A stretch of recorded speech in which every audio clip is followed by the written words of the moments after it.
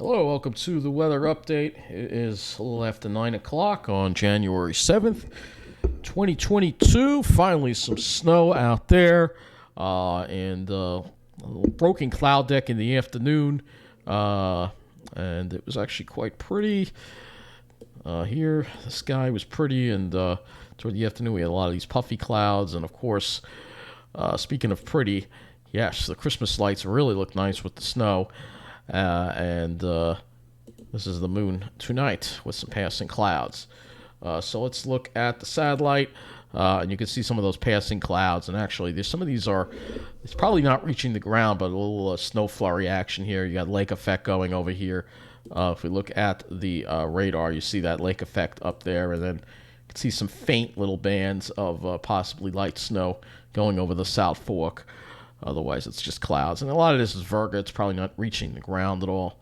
But you can see here on the radar, you can kind of see it right there on the radar. Oh, I forgot to pull the weather and hazards map up. All right. Typical forgetting.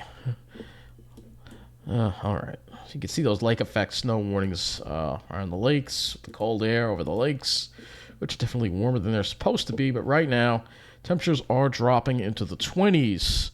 We've got some pretty gusty northwest winds right now, gusting up to 24 miles an hour. So you got the wind chill making it feel colder, dry air with dew points in the teens.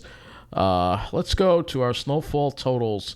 We're going to check out the snowfall totals for our area, and then we're going to look, pretty much our area in New Jersey a little bit. So see Connecticut got higher amounts there, 8.6, Middlesex County 11.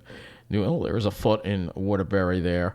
And northern New Jersey, 4, 5, 6 to 7 inches. Let's focus on our area here, though, as far as Long Island goes. Nassau County, Glen Cove, the high amount. Glen Cove always gets a lot of snow, not surprisingly, 9.3 inches. Syosset, 8.9 inches. So we definitely got more snow. It doesn't take a lot to be off, especially when the ratios, usually they're 10 to 1, but in this storm they were a little more like 20 to 1 almost. So it's a little fluffier snow, so it piles up a little more and a little more moisture in the storm. So all you have to be is a quarter of an inch off on liquid equivalent, and that makes a big difference in the snowfall numbers. So instead of getting the 3 to 5, we got more like 5 to 8. East Williston 8.2, so yeah, it's about right. 8 inches in Mineola Merrick 7.7, Jericho 7.1, Massapequa 7.0, and we look at Manhattan. Central Park got 5.8 inches, the Bronx 8 inches, in Tremont, in Brooklyn, a little less in the city, 7.1. So it seemed like Nassau County and Western Suffolk really got in. Well, actually, Queens, too. Look at that. LaGuardia, 9.7 inches, 7.9 at Russell Gardens. Lake Success, 7.9. So, yeah, a little more. The heavier bands were actually more over Queens and Nassau and Western Suffolk than Eastern Suffolk like we originally thought. That's just the way it's set up. JFK got 6.2 inches. And going into Suffolk County, you can see Setauket 8.7 with the higher amounts there. Center Reach 8 inches. Babylon 7.9. Deer Park 7.6. What about Islip? 7 inches at Islip. I don't know if that's the airport. No, that's not the airport. The airport got 6.6 inches. Upton got 6.4 inches. You see how it's getting less as you go further out east. Up Peconic River, I guess this is Riverhead, 5.7, so a little less. Out east, I don't see anything from the Hamptons on here, though. Oh, here's East Hampton, 6.1. So yeah, a little less out there than further into the western part of Suffolk. So you're going to have more snow probably in, say, generally it's the Nassau County, Western Suffolk, and Queens into Connecticut that got the highest amounts. We're going to look at New Jersey next. And they have a map, so we're going to look at their map. I don't know. We don't get a map, but you can see here are the maps. Generally around 5 inches. So they got more like what I was expecting Long Island to get. It looks like around 5 inches in Tom's River. So a good moderate snowfall across our area, and it's finally about time to get some snow. Of course, this is the second time snowfall for New Jersey, but the first for Long Island in our area. Looking at the satellite, I think we already did that. You can see again the clouds that are kind of popping up over our area. The question is, will we clear this out? According to the models, we should. So looking at the models here, high pressure builds in tonight into tomorrow, gives us a sunny day, then moves offshore, bringing in warmer air.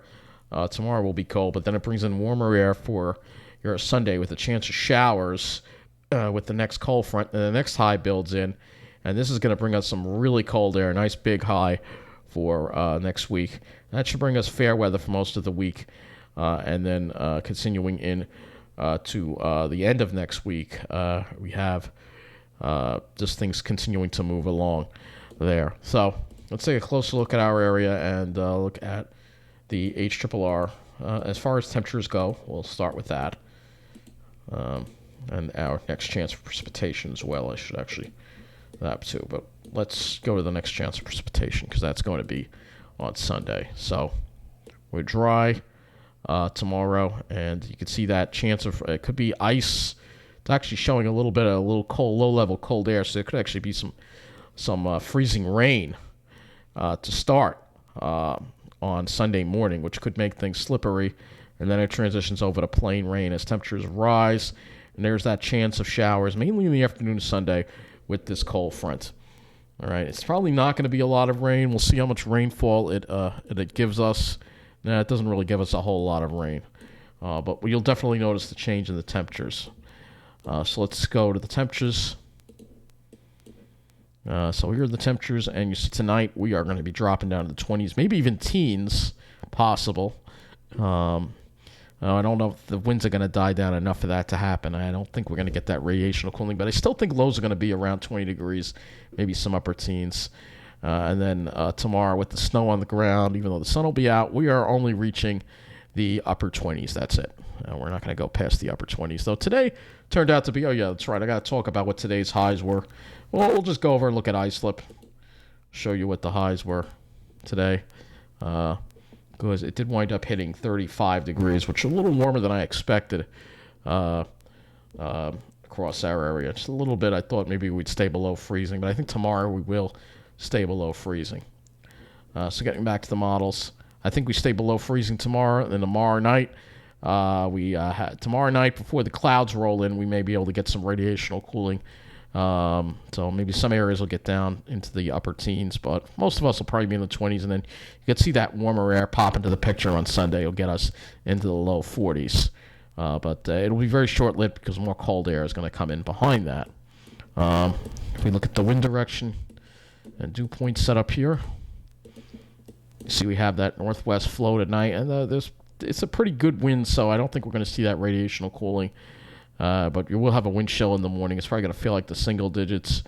You can see some pretty dry air with northwesterly winds tomorrow, all right, which should give us a clear day. But then as we get into the evening, the winds go southwesterly, and that's what brings in the warmer air for your Sunday. But then here comes the next shot of cold air coming in. So if we look at the GFS, at the next shot of cold air coming in, winds go back to the west and the northwest on Monday.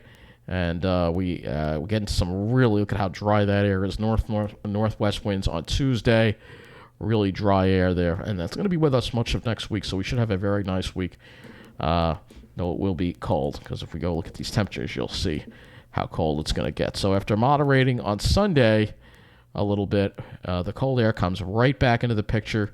On Monday, we're probably struggling to reach 30 degrees. And then Monday night and by Tuesday morning, it's really cold. Temperatures are in the mid-teens. And then as far as Tuesday goes, we're probably only going to make it into the low to mid-20s for Tuesday. And then as we get into Wednesday, it starts moderating again with highs reaching the low to mid-30s. And then we moderate some more on Thursday and a little more on Friday, up to around 40. All right. Let's look at the skies. We'll start with the GFS, and then we'll work our way into the other models here. So here's you can see a lot of the clouds tonight, but I think that all that kind of dies down for tomorrow, and we should have hopefully a mostly sunny day for tomorrow. And then the clouds we clear, and then the clouds kind of roll in, but I still think it's enough to give us some radiational cooling to start, and that's what I'm saying. We have to keep an eye on that, because if the clouds don't thicken, I think we could see single digits in the Pine Barrens. A good bet the Weiss teens everywhere else for tomorrow night. But then the clouds roll in Sunday morning. We're dealing with plenty of clouds on Sunday with that cold front. Cold front moves offshore. On Monday, we should have sunshine. And Tuesday, it looks like sunshine as well, though we'll have to watch, again, for the lake effect here. It's kind of showing that, though. Again, it's a low-resolution model, but we'll have to watch out for that. Let's go to the RGM next for the skies, which I prefer using. So you see tomorrow, skies we're clear for tomorrow on the RGM. Should be a clear day, but then more clouds. You can see the clouds around for Sunday. Then it pushes offshore. Monday, we should have a clear day. There may be a bit of a cloud buildup in the afternoon, perhaps, but I think it should still be plenty of sunshine according to the RGM anyway. We'll go to the NAM next. This is the 0Z NAM, which I'll use. It's good enough for tomorrow. You can see it looks like we're going to be fairly clear. So I think we're going to have a fairly clear day tomorrow. And enjoy that sunshine and finally enjoy that snow, because it's going to look really nice as well. But I think that's just about it for this weather update. So I want to thank you for watching, and take care.